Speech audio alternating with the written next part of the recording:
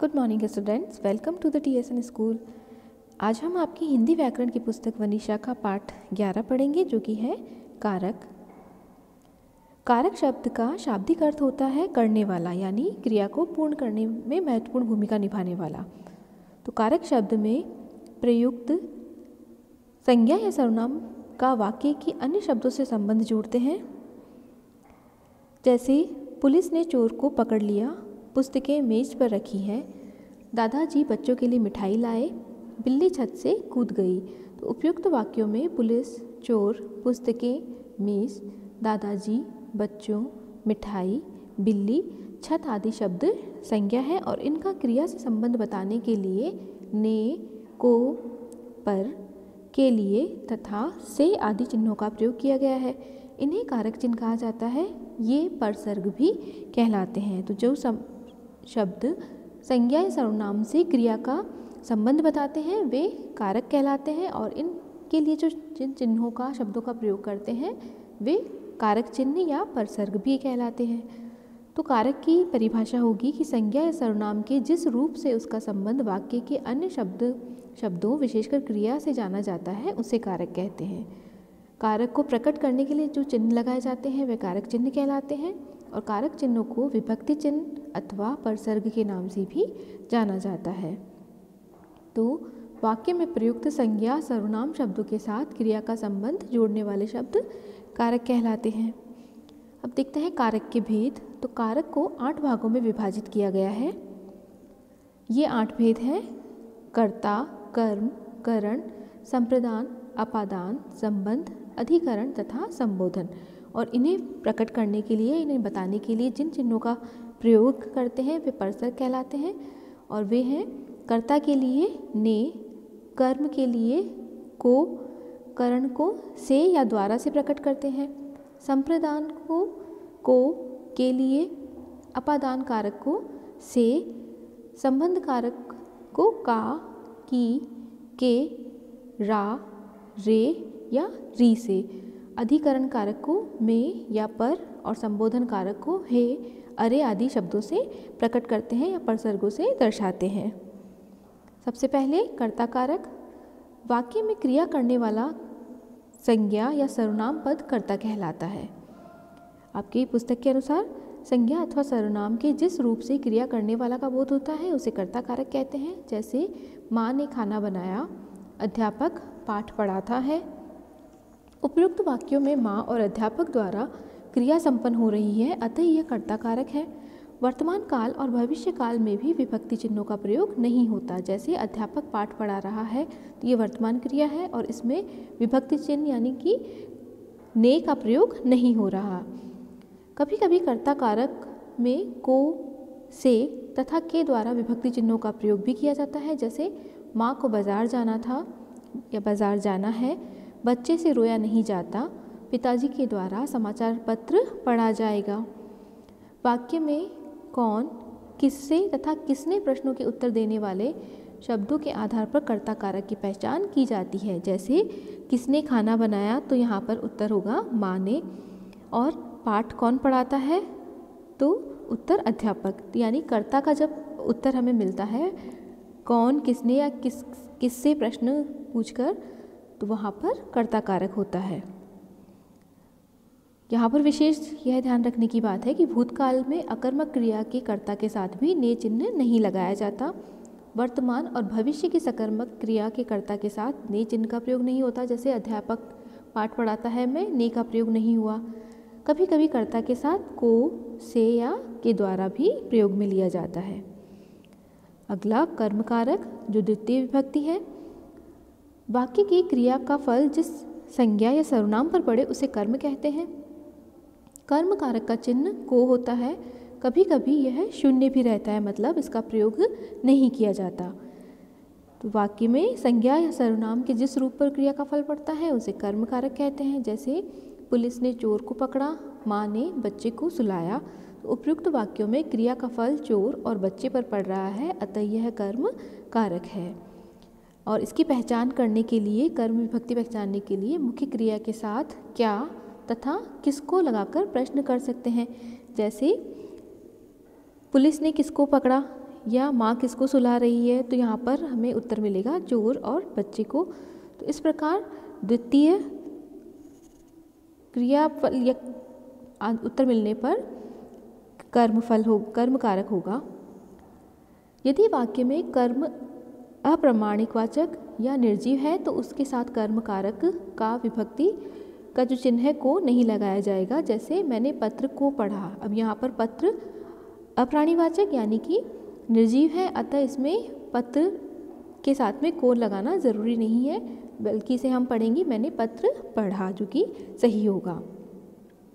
अगला करण कारक, तो क्रिया के करने के साधन को करण कारक कहते हैं।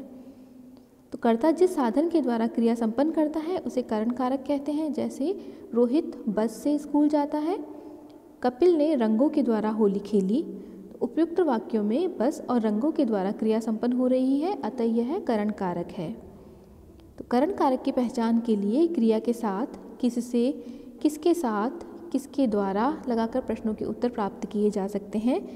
जैसे रोहित किसके द्वारा स्कूल जाता है या किसके साथ, किससे स्कूल जाता है, कपिल ने किसके साथ होली खेली या किससे होली खेली। तो यहाँ पर हमें उत्तर मिलेगा बस से और रंगों के द्वारा। तो इस प्रकार हम करण कारक को पहचान सकते हैं। अगला संप्रदान कारक, वाक्य में कर्ता जिसके लिए क्रिया करता है या जिसे कुछ देता है उसे संप्रदान कारक कहते हैं। इसके कारक चिन्ह है को या के लिए। तो जिसके द्वारा कार्य करता है कर्ता अथवा जिसे कुछ देता है उसे संप्रदान कारक कहते हैं। जैसे माँ ने भिखारी को खाना दिया, दादाजी अर्जुन के लिए खिलौने लाए। इसकी पहचान के लिए किसको, किसके लिए तथा किस हेतु लगाकर प्रश्नों का उत्तर प्राप्त किया जा सकता है। जैसे माँ ने किसको खाना दिया, दादाजी किसके लिए खिलौने लाए। तो इनका उत्तर हमें मिलेगा भिखारी को और अर्जुन के लिए। तो इस प्रकार संप्रदान कारक की पहचान की जा सकती है। इस प्रकार के वाक्यों में दो कर्म होते हैं। पहला वह जो कर्म क्रिया के अत्यधिक पास होता है वह मुख्य कर्म कहलाता है, और दूसरा संप्रदान यानी को के पास होता है वह गौण कर्म कहलाता है। विभक्ति चिन्ह को का प्रयोग कर्म तथा संप्रदान दोनों कारकों के लिए किया जाता है, परंतु ध्यान रखिए कि संप्रदान कारक में विभक्ति चिन्ह को से कुछ वस्तु देने के भाव में व्यक्त करते हैं, जबकि कर्म के साथ में कार्य को दर्शाने के लिए इसका को का प्रयोग किया जाता है। अगला अपादान कारक, वाक्य के जिस संज्ञा या सर्वनाम से क्रिया के अलग होने या तुलना करने का भाव व्यक्त हो उसे अपादान कारक कहते हैं। जैसे पेड़ से आम गिरते हैं, पहाड़ों से झरने बहते हैं। तो यहाँ उपयुक्त वाक्यों में पेड़ से आम और पहाड़ों से झरने अलग हो रहे हैं, अतः यह अपादान कारक है।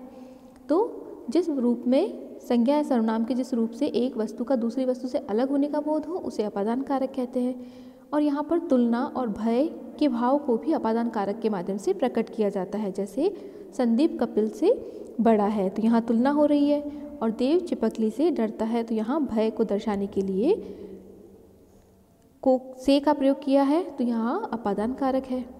अपादान कारक की पहचान के लिए क्रिया के साथ कहाँ से, किससे लगाकर प्रश्न करने पर जो उत्तर आता है उसे अपादान कारक कहते हैं। जैसे क्रिया गिरते हैं तो किससे, कहाँ से गिरते हैं, या कहाँ से झरने बहते हैं। अगर यह प्रश्न कहाँ या किससे लगाकर प्रश्न किया जाए तो उत्तर पेड़ से, पहाड़ों से मिलेगा। तो इस प्रकार अपादान कारक होगा जो कि ये बताता है कि कहाँ से अलग हो रहे हैं, झरना या पेड़ से फल कहाँ से अलग हो रहे हैं।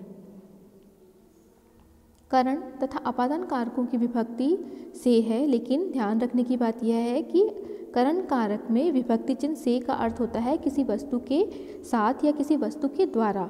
जैसे उसने चाकू से सेब काटा, यानी यहाँ पर साधन के रूप में से का प्रयोग होता है, जबकि अपादान कारक के विभक्ति चिन्ह से का अर्थ है किसी चीज़ से अलग होना। जैसे जुगनू संगीत के अध्यापक से सितार सीख रही है, देवेंद्र विपेंद्र से लंबा है, मंजू शेर से डरती है। तो इस प्रकार डरने अलग होने या तुलना के भाव में से का प्रयोग होता है तो वहाँ अपादान होता है, जबकि साधन के रूप में किसी चीज़ के साथ में प्रयोग करते हैं तो वहाँ करण कारक होता है।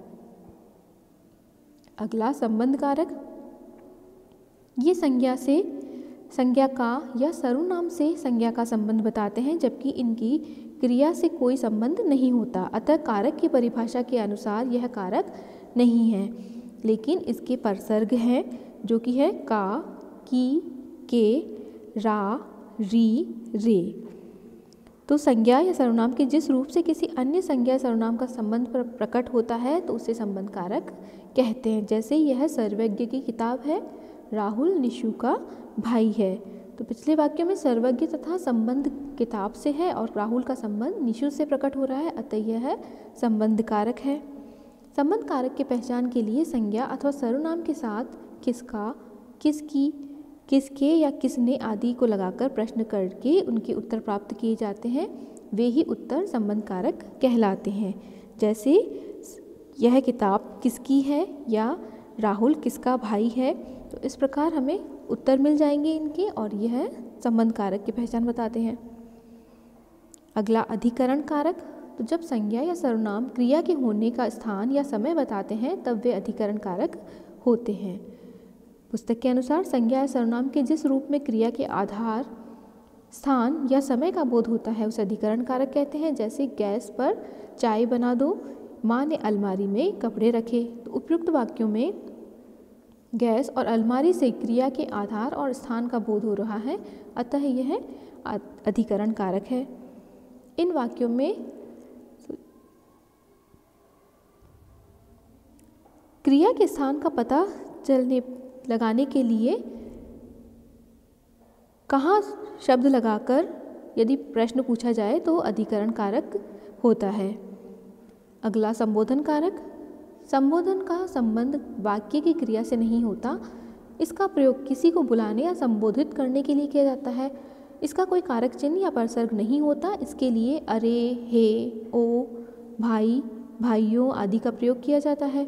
इसको बहुवचन में संबोधित करते हुए अनुनासिक चिन्ह यानी कि चंद्र बिंदु का प्रयोग नहीं लगता, जैसे मित्रों, देवियों, माताओं आदि में प्रयोग किया गया है। तो जिन शब्दों से किसी को पुकारा या संबोधित किया जाता है उसे संबोधन कारक कहते हैं। जैसे हे भगवान मेरी मदद करो, अरे भाई तुम कब आए। इस प्रकार कर्ता से अधिकरण तक विभक्ति चिन्ह यानी परसर्गों का प्रयोग होता है, जो कि उनके शब्दों के बाद में लगाए जाते हैं, किंतु संबोधन कारक में चिन्ह हे, रे आदि जो भी प्रयोग करते हैं उन्हें प्राय शब्द से पूर्व लगाते हैं। अब कर्म कारक और संप्रदान कारक में अंतर। तो वाक्य में जिस पर क्रिया का फल पड़ता है वह कर्म कारक कहलाता है, जबकि जिसके लिए कुछ किया जाए वह संप्रदान कारक कहलाता है। कर्म एवं संप्रदान दोनों ही कारकों में को परसर्ग का प्रयोग किया जाता है, परंतु इन दोनों में मूल अंतर यह है कि जहाँ देने या किसी के लिए कुछ कार्य करने का भाव होगा वहाँ को परसर्ग के होने पर भी संप्रदान कारक होगा, लेकिन अन्य स्थितियों में कर्म कारक होगा। जैसे अंकित ने रोहित को पढ़ाया, यहाँ पर क्रिया का प्रभाव कर्म पर पड़ रहा है, अतः यह कर्म कारक है।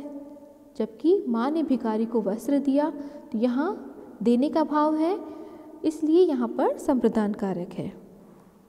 अगला करण कारक और अपादान कारक में अंतर, यानी दोनों के जो परसर्ग है से है, लेकिन करण कारक में से परसर्ग का उपयोग किसी साधन या माध्यम के लिए किया जाता है, वहीं अपादान कारक में से का परसर्ग का प्रयोग किसी वस्तु से अलग होने के लिए किया जाता है। जैसे रघुवंश बस से स्कूल गया, तो यहाँ पर रघुवंश ने बस का प्रयोग साधन के रूप में किया, जबकि रघुवंश स्कूल से घर आया यानी स्कूल से दूर हो रहा है, अलग हो रहा है, तो इस अर्थ में यहाँ अपादान कारक है।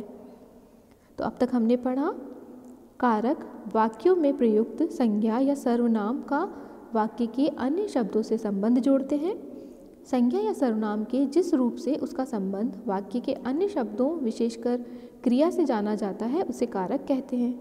कारक के 8 भेद होते हैं: कर्ता, कर्म, करण, संप्रदान, अपादान, संबंध, अधिकरण तथा संबोधन कारक। कारक को प्रकट करने के लिए जो चिन्ह लगाए जाते हैं वे कारक चिन्ह कहलाते हैं। कर्ता जिस साधन के द्वारा क्रिया संपन्न करता है उसे करण कारक कहते हैं। संज्ञा या सर्वनाम के जिस रूप से एक वस्तु का दूसरी वस्तु से अलग होने का भाव हो, बोध हो, उसे अपादान कारक कहते हैं।